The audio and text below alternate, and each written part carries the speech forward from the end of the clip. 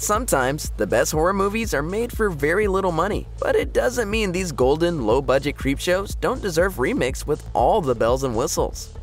Whether Dutch Meerrich's Horror in the High Desert gets a remake or not, it remains one of the scariest found footage movies of the century. Structured as a faux documentary, Meerrich's low-budget shocker uses several talking heads to explore the case of Gary Hinge, who disappeared while hiking the Great Basin Desert. The chances of finding him and finding him alive were slim to none. For the first hour, Horror in the High Desert speculates on what might have happened, and as frightening as some of the suggested theories are, the truth is considerably more horrifying, especially when you consider these events with the additional context provided in Meerrich's equally low-budget sequel, Horror in the High Desert 2, Minerva. Meerrich treats the audience to a genuinely terrifying foray into the darkness, cementing himself as a horror auteur. But it's in the film's early moments where a remake could spruce things up. Horror in the High Desert takes a while to get going, and despite the committed work of an unknown cast, it very much feels like an indie production. The television graphics, interview staging, and true crime pantomime feel close to the real thing, but are ultimately too uncanny.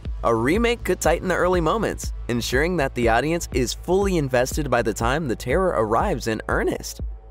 Alejandro Hidalgo's The House at the End of Time channels a distinct Venezuelan lens in his merging of haunted houses and time travel. It's unlike any haunted house movie that's come before, no doubt accounting for why it remains the highest-grossing horror movie in Venezuelan history. However, while New Line Cinema purchased the remake rights in 2016, there's been no update on where the project stands or whether it's even going to happen. A US remake would no doubt dull some of Hidalgo's cultural touches, though it would expose more domestic audiences to the original. Horror remakes, especially international horror remakes, are springboards for the original release, granting opportunities for new audiences to discover and appreciate horrors beyond their own borders. A good story is a good story, and The House at the End of Time has a scary good one. It's worth giving this gem one more chance to shock audiences everywhere.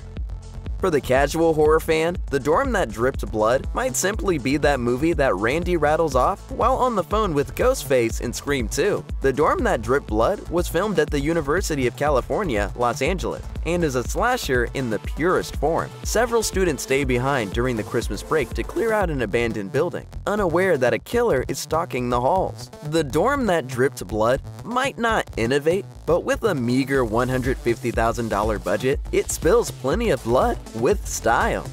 My pretty little bird in a cage. What are you gonna do now, huh? Huh? Director Stephen Carpenter and Jeffrey Obrow created a consistent level of tension, especially during a protracted chase scene late in the film. A remake with a bigger budget would fit well within the current horror landscape. Revitalized slashers like Scream and Halloween are making big bucks at the box office, so now is a perfect time to drag this overlooked slasher into the new age. Ghostwatch is an infamous BBC production that terrified an entire generation, prompting thousands of complaints from traumatized viewers, some of whom were reportedly convinced the events in the movie were real. An early iteration of the found footage format, a genre made popular in the early 2000s by horror films like The Blair Witch Project and Paranormal Activity, Ghostwatch splits its time between a television studio and an on-location camera crew as host Michael Parkinson takes viewers through an investigation into an allegedly haunted house in North Hull, England. Ghostwatch has a plausibility that's rarely been seen since its release, and while most of that is innate to its distribution, a Halloween night television premiere in 1992, The Final Moment suggests a much larger paranormal world. Given the links between the antagonistic spirits and technology, a remake could easily springboard into a cautionary, modern tale.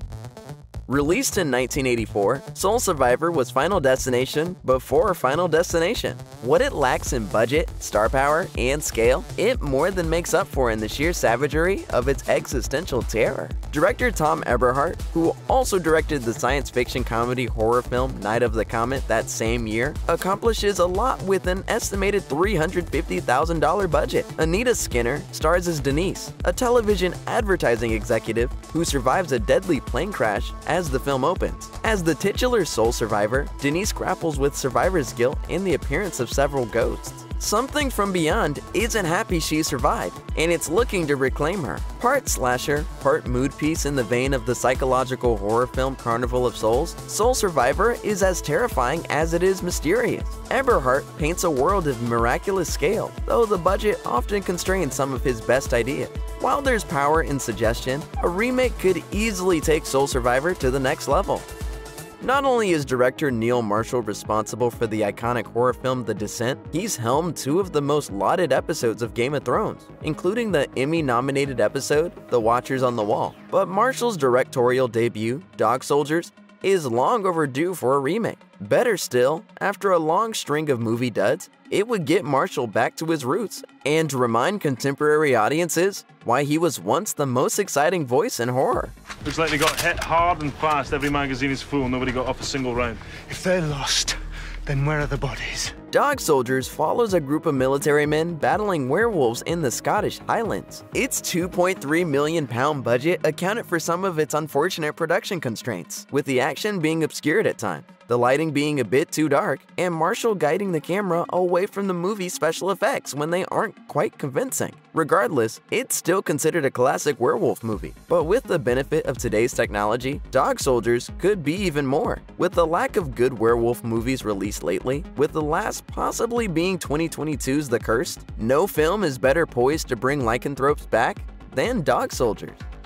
Horror fans are more than familiar with the indie to franchise pipeline. Studios poach new talent, though rather than giving them the funds needed to explore their original vision, they saddled them with existing intellectual properties. After the success of The Taking of Deborah Logan, director Adam Robitel was tapped for Insidious: The Last Key. Lee Cronin's debut, The Hole in the Ground, was all the executives needed to hand him the reins of Evil Dead Rise. Corin Hardy's smash at the Sundance Film Festival, The Hallow, got him the gig directing The Nun, the highest-grossing entry in the Conjuring movie universe. Arguably the most gothic entry in the franchise, The Nun serves the argument that Hardy should be given another shot at The Hallow, this time with the budget to match his vision. In The Hallow, a conservationist and his family are targeted by fairies in the woods outside their rural Irish cottage. Like many indie creature features, The Hallow suggests more than it shows, exploiting sound design and staging to imply the horror. When the action shifts to exteriors, The Hallow is just a little too dark, a purposeful technique to hide the low-budget monster effects. While the movie is supremely effective, the fairy horror remains mostly untapped. If The Hallow were remade with a larger budget, it could be the incentive that studios need to unleash more fairy horror into the world.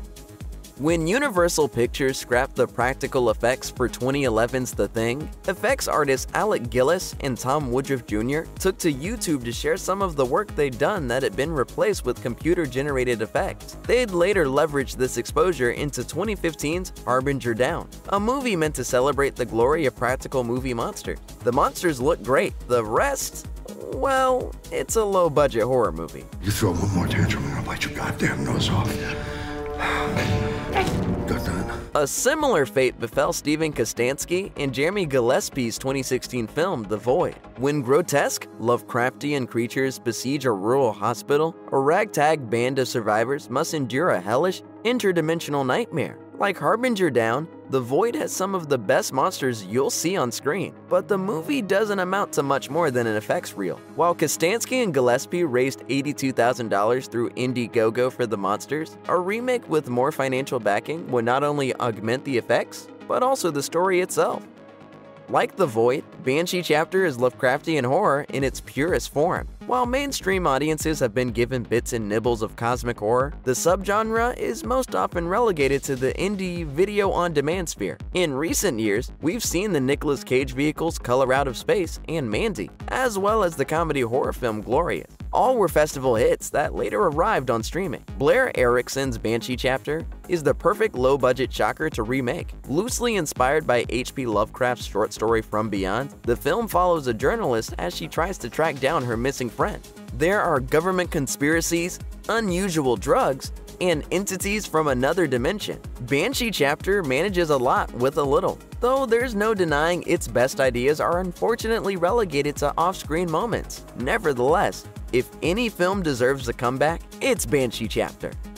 The first Grave Encounters film was made on a shoestring budget and grossed $3.6 million worldwide. The sequel, Grave Encounters 2, reportedly cost $1.4 million, grossing an estimated $8 million.